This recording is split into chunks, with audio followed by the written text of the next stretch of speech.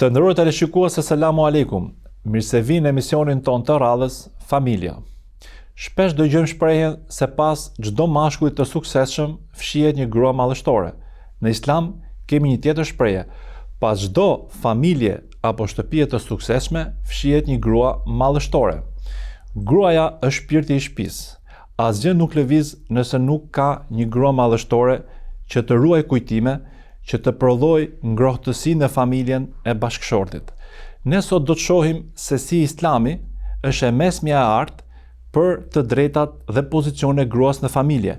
Midis dy ekstremeve pra, kemi disa kultura që nënçmojnë rolin e femrës, por kemi edhe disa kultura të tjera të cilat janë ekstremi tjetër. Kështu, për ta sqaruar këtë rol kaq të rëndësishëm të një entiteti kaq të rëndësishëm familje, bashkë me ne sot në studio është mysafiri ynë Hoxha i nderuar Ahmet Kalaja. Hoxha i nderuar, mirë se erdhët. Mirë gjeti. Pra, e nisim këtu ku e nisëm dhe emisionin. Çfarë roli ka gruaja në Islam? Në Islam është gjysma e njerëzimit. Nëna jon Havaja, do të thonë është burimi i jetës në tokë bashkë me Ademin alayhis salatu wassalam. Kështu që gruaja ka një rol, domethënë, të rëndësishëm dhe Zoti i Madh e ka lidhur, le të themi, kënaqësinë e botës tjetër, lumturinë e botës tjetër shumë me bashkëshorten, me gruan, me nënën, me vajzën dhe me motrën. Kështu që kur njeriu ka një vajzë dhe rrit dhe edukon atë sipas, le të themi, rregullave të Islamit, apo 2 apo 3 apo më shumë, Zoti i garanton atij xhenetin. Po kështu edhe nëse i ka motra dhe kujdeset për to, i garanton xhenetin.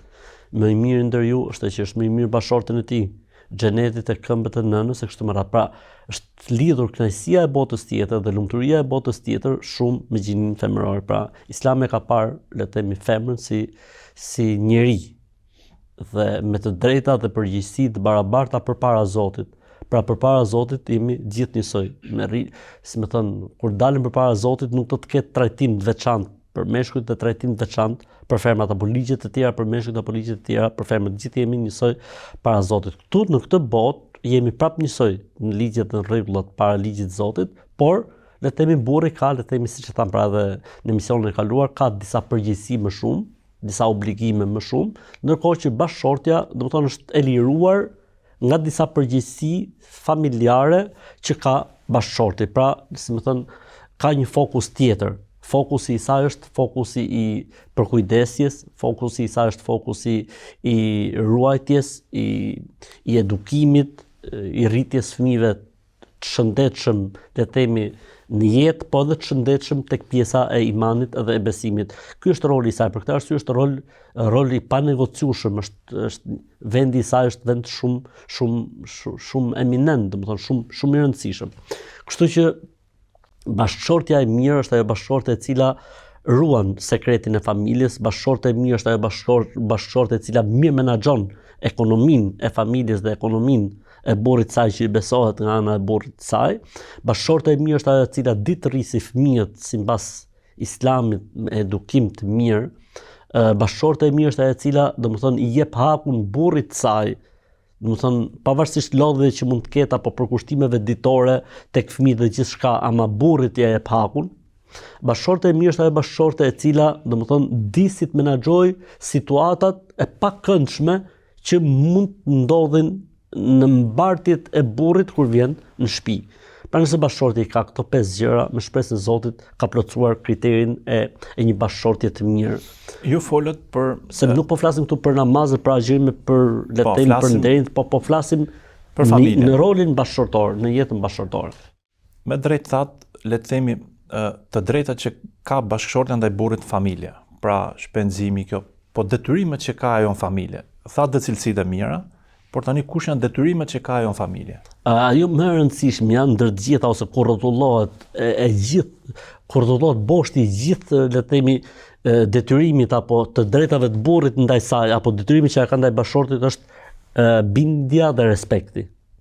Që do të thotë, ne tham javën e kaluar që burri është boshti dhe shtylla e shtëpisë. Ai është menaxheri dhe përgjegjësi, ai është amanetqari i këtij projekti të rëndësishëm. Atëherë bashkëshortja duhet të jetë respektuese, vlerësuese e rolit që i ka falë Zoti burrit.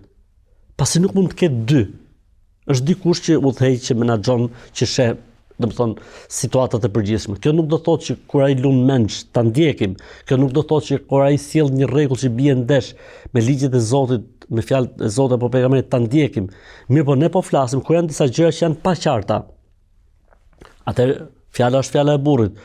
Kur le të themi parashikimi mbi situatat, fjala është fjalë e burrit. Ama kur burri nuk ka drejt, ne kemi përmendur para dhe javën e kaluar që po kur nuk ka drejt, fjala është fjala e gruas. Po, gruaja duhet të jetë ortake në mendime dhe në vendime, sepse, domethënë, ti nuk po menaxhon thjesht me jetën tënde, ti po menaxhon jetën një njeriu tjetër dhe po menaxhon jetën një familje dhe patjetër duhet të ketë konsulencë. Vetë Zoti i tha pejgamberit alayhis salatu wassalam, "Wa shawiruhum fil amr." O Muhammed, konsultohu me shokët e tu. Muhamedi s'kishte nevojë për konsulencë, se çdo gjë e kishte nga Zoti, po Zoti i tha për të na mësuar neve që duhet konsultohemi. Dhe konsulta më e rëndësishme do të jetë konsulta brenda familjes. Pra burri nuk mund të gdhijë sot me një surprizë, ku ndryshon komplet rrjedha e jetës familjare apo mënyra e jetesës etj etj. Patjetër gjërat duhet të jenë në koordinim dhe patjetër gjërat duhet të jenë në bashkëpunim. Kjo pra është ideja. Ajo, le të themi që ma bëre pyetjen, ajo duhet të jetë respektuese, vlerësuese dhe duhet marrë në konsiderat rolin që i ka falë Zoti burrit. Për këtë arsye kjo është e përmendur, le të themi në gjuhën e Islamit, ta'a. Pra ajo duhet të jetë e bindur dhe respektuese ndaj bashkëshortit të saj. Nisur nga praktika që ju keni, si ndërmjetësues ligjor, pra i njohur nga shteti dhe nga pyetjet ose le të themi eksperiencat nga njerëzit që njihni, gjatë gjithë eksperiencës tuaj. Si ta masim, pra le të themi rolin e gruas midis rebelimit dhe nështrimit. Pra kur bashkëshortja ta kuptoj nga eksperienca ju një këshill të artë që po e tepron ose që po e tepron duke nështruar ose që po e tepron duke folur. Pra si mund ta masë rolin e vet? Kjo është, domethënë, kjo kthehet prapë tek ajo që tek modeli i jetesës.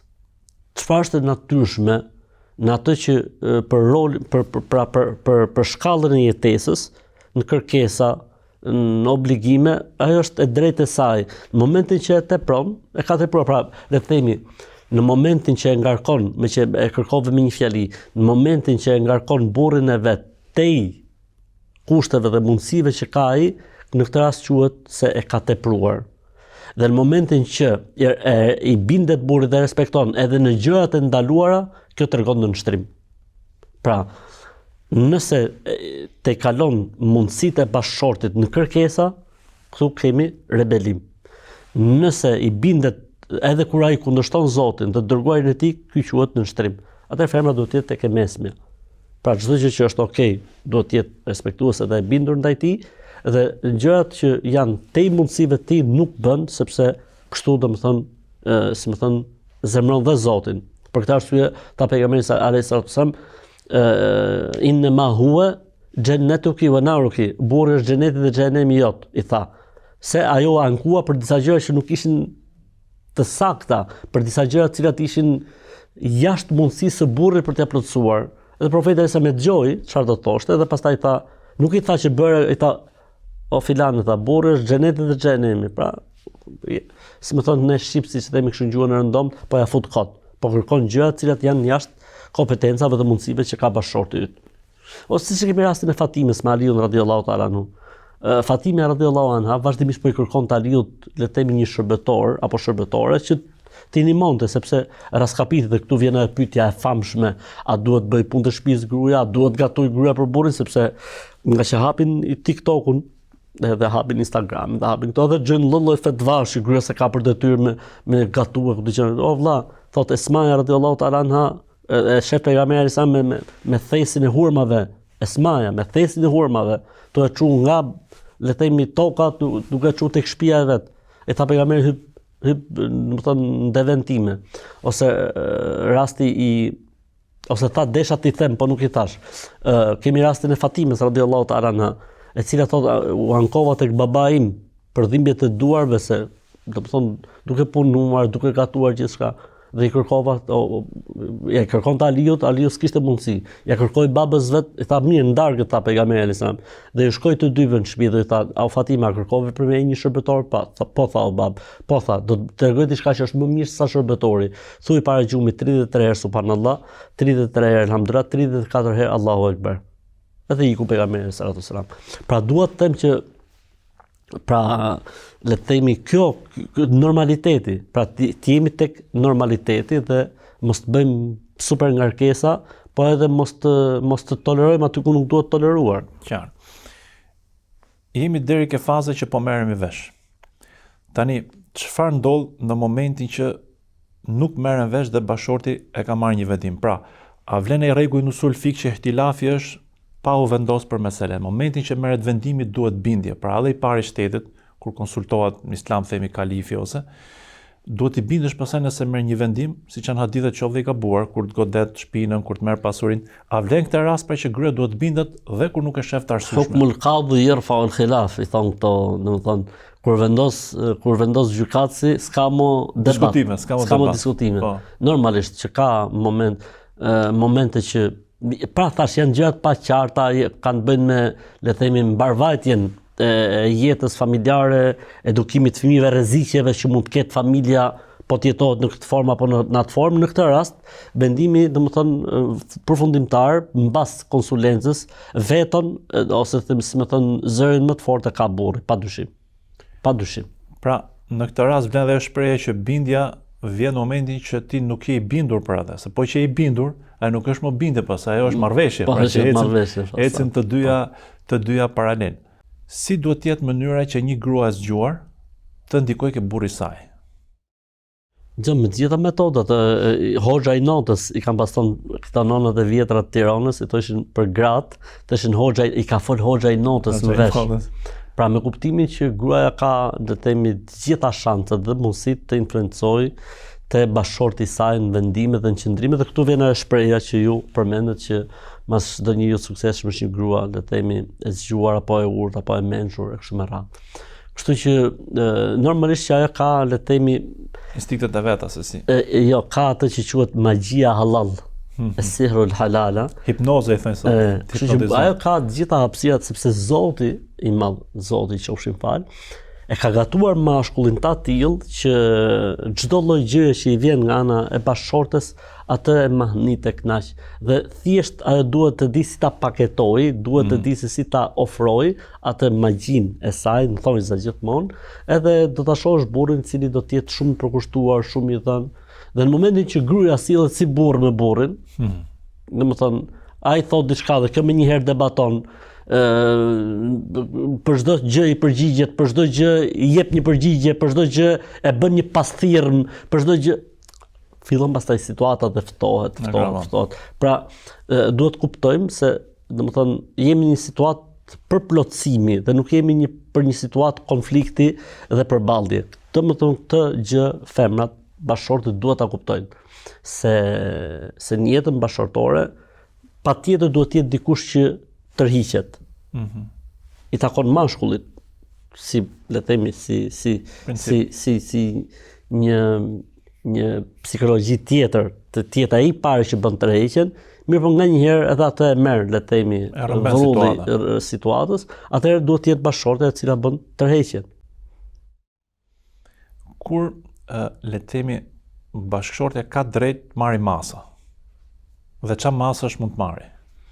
Dhe ajo ka mënyrat e veta dhe format e veta se si mund të shpreh pakënaqësinë. Unë mendoj në momentin që lidhja është shumë e fortë dhe dashuria është shumë e madhe, pakënaqësitë lexohen shumë larg.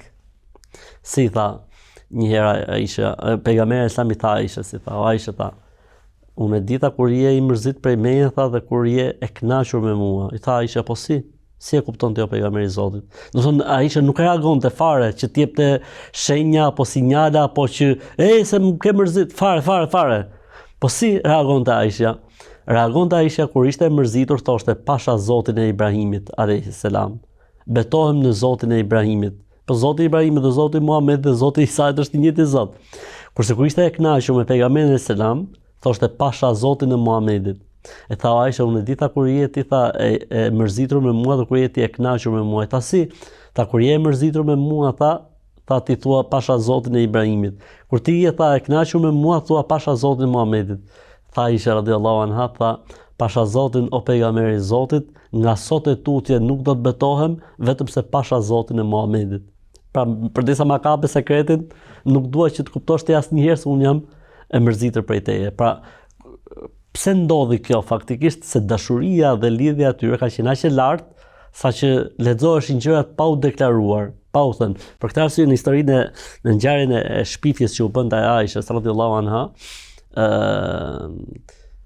Aisha çfarë tha në një nga momentet tha kur pejgamberi alayhis salam tha, më tha, o Aisha, nëse ke bërë diçka, pendohu, nëse je e pastër, do të zbresi nga Zoti, si më thon, certifikimi yt, tha unë aty tha, e humbi Aisha. Aty tha unë, sepse nuk zhgënjim, prej çdo kujt mund të priste diçka, po për profetin nuk e priste dot sepse nuk e imagjinonte kurrë. Unë tha, vija re që pejgamberi sallallahu alaihi wasallam ishte i ftohur, kishte një lloj stepje, po nuk ja merrte kur mendja që të kishte ndikuar dikush tek profeti alayhis salam. Mirë, po nga që u bë zhurmë e madhe, profeti alayhis salam njeri ishte si gjithë tjerët, edhe pati atë efektin. Pra do me thënë, ka të drejtë ajo të ta shprehë në forma, në mënyra që ai të kuptojë se ka diçka që nuk shkon, të interesohet, po pse etj. Por mos shkoj deri në atë që ta mallkojnë me lajket.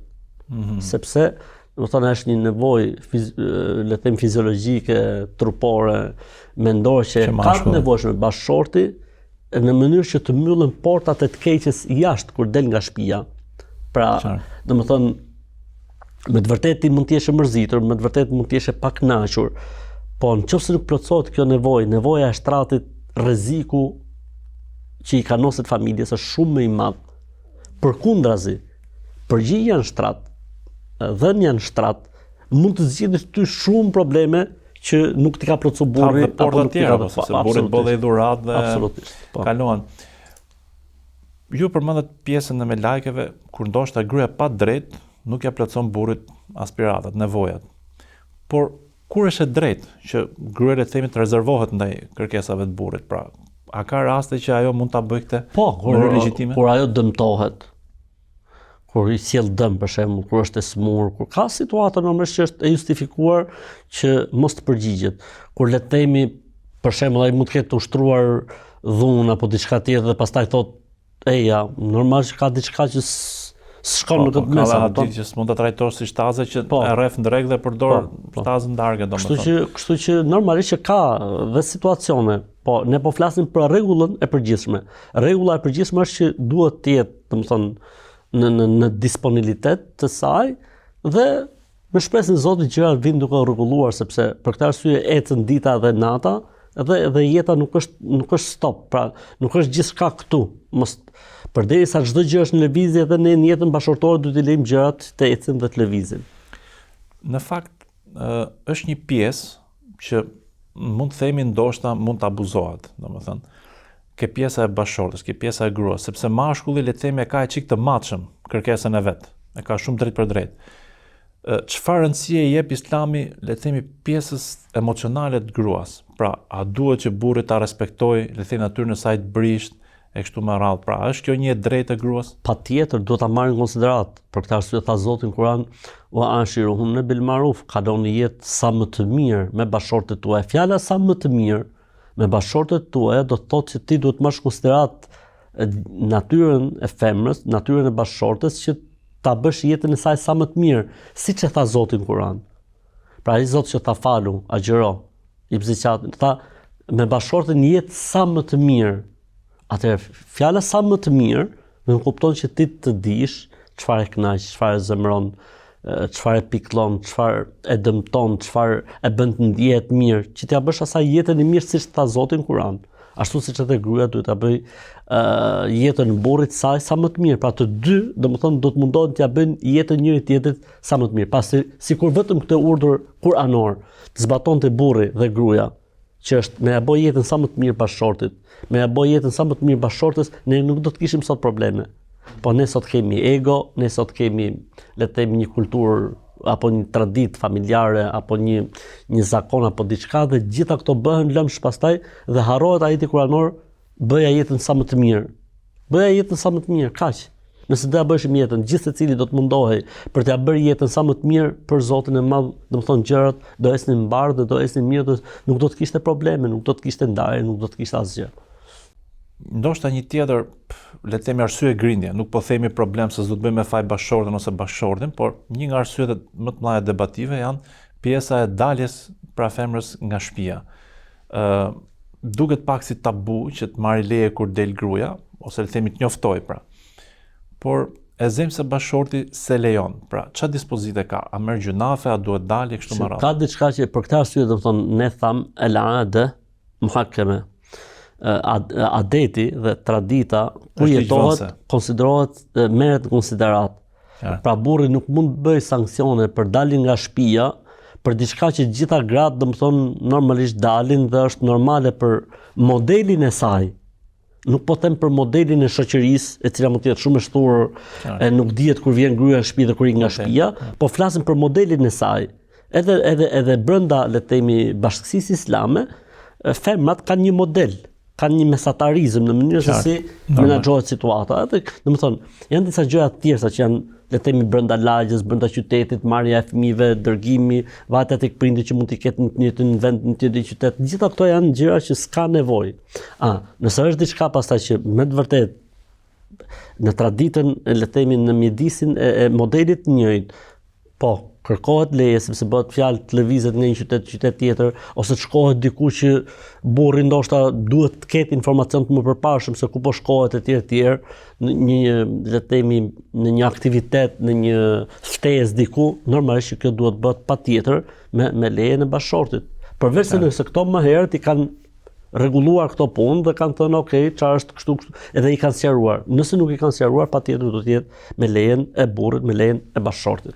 Po ana tjetër, pra, kemi dhe fenomenin tjetër që burri ikën dhe s'dihet kur vjen, pra është një mas, le të themi kjo si praktik. A duhet konsultohet ose absolutisht duhet të ketë bashkëshortja informacion. Po, duhet të ketë. Këtu nuk kemi leje, po duhet të ketë informacion. Sepse duhet di si të llogarisë gjëra, si të llogarisë punët, si të përgatitet, domethënë mos vi burri surprise ke shtëpia dhe gruaja mund të jetë duke prej qepët. Po. Edhe i vjen era qep vend për të takuar, për të pot fillojnë çajin të dy. Kjo pse ka prej qep, ky senin erën e qepës. Qartë. Atëherë bëjmë një shkputje të shkurtër dhe rikthehemi sërish në studio.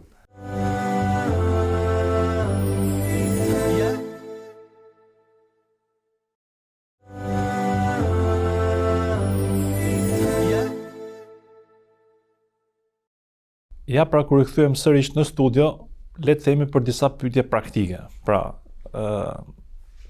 sqaruam pak rrafshin, le të themi teorik, pyetjet që bëhen më shumë kudo, rrjetet sociale, në forume, në komisione ndryshme dietarësh islame kështu me radhë, është pjesa kur bashkëshortja punon. Pra, punojnë të dyja palët, kuptohet me dëshirë, s'po flasim kur, sidomos realitetin e sotshëm që të dy duhet bëjnë s'mbahet familja ndryshe. Minimalisht një punë se ka raste bëjnë dhe dy. Kush do merret me punë të shtëpisë? Mendoj se situata prap duhet shkoj tek mirëkuptimi mes palëve, domethënë. Në momentin që domethënë gruaja e ka hapësirën dhe mundësinë, e bën gruan, nëse nuk e ka gruaja hapësirën dhe mundësinë, e bën burrin. Pra këtu jemi në një situatë tjetër.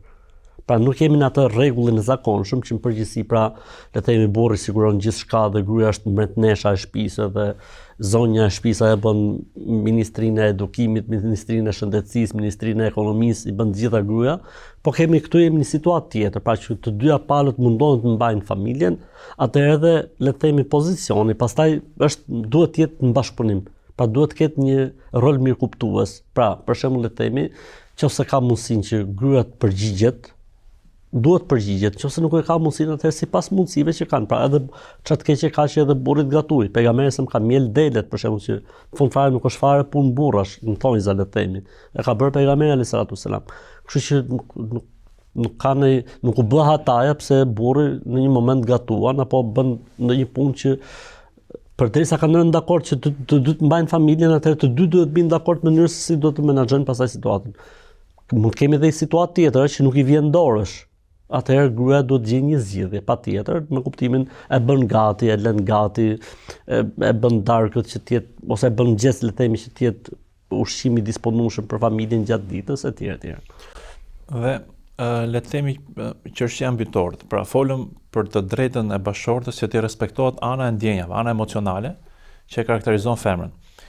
Tani, a është detyrë që ajo le të themi të zbukurohet për burrin, pra nëse burri ja kërkon?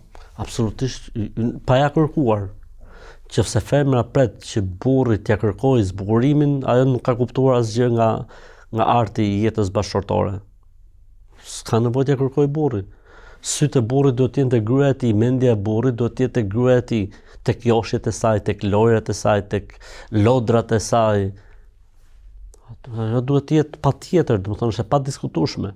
Për këtë arsye, për shembull pejgamberi sa më ka ndaluar që njeriu të vi thot në shtëpi natën, pra me kuptimin pa njoftuar, pra të bëj surprizë, sepse nuk mund ta gjej gruan në gjendje jo të përgatitur. Pra gjithë ideja është domethënë që të dy duhet të jenë paraqitshëm për njëri tjetrin. Të dy duhet të jenë joshës për njëri tjetrin, të dy duhet të jenë si më thon të tërheqës për njëri tjetrin, sepse është diçka që është halal e lejuar, po që edhe duhet paketuar mirë. Duhet investim. Duhet pak investim dhe ja vlen. Është një investim që ja vlen, sepse mas këtij investimi do të vinë fëmijët, do të vinë brezat e kështu me radhë. Bukur. Dhe ndoshta mund të përgjigjesh shkurtimisht ose si doni, por abuzohet shumë me pjesën e le të themi dajakut ose ushtrimit dhunës ndaj bashkëshortes. Në fakt, hadithet janë që profeti alayhis salam kurrë si ka prekur, por dhe kur i ka prekur, pra është gjytur lehtë me mizvak ose ka thënë goditje pa shenja, ghair mubarrih. Pra, a është simbolik dajaku në Islam që ta ndajmë këtë pjesë dhe për publikun, apo është dajak me e thyrë mes siç thot populli? Ja, bëhet fjalë gjithmonë për diçka simbolike që domethënë të kuptohet gjendja e paudhësisë së situatës ose e shturjes. Pra nuk është kuptimi asnjëherë, domethënë goditja me kuptimin negativ të fjalës, asnjëherë nuk është ky kuptimi. Për këtë arsye dhe komenti i ajetit kuranor thotë si mizvaku. Mizvaku në Islam është ajo që pastrohen dhëmbët. Unë nuk e di domethënë a mund të quhet rrahje apo goditje me furçë dhamësh, si më thonë, jo furça vallai është e gjatë. Është e gjatë dhe është plastike të bën via. Mizvaku është kaq sa gishtin. Një thupër pak e trash, jo thupër, një shkop. Shkop që pastrohen dhëmbët, kaq ose kaq me atë domethënë. Pra ideja është si me laps, po. Bravo, ideja është tek mesazhi. S'po shkon diçka mirë këtu. Si më thënë, thirrje menjes o popull, pra ideja është që këtu ka diçka që nuk po shkon mirë, domethënë, edhe kjo është ideja, domethënë, që mos shkoj situata aty. Përveç rrafjeve me konsensus, që do thotë mund të jetë për shembull në jetën e shtratit që ata kanë dëshirë të rihen me njëri tjetrin, aty pastaj lejohet.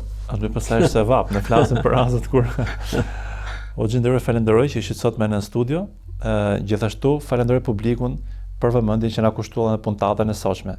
Deri në emisionin e ardhshëm, asalamu alaikum.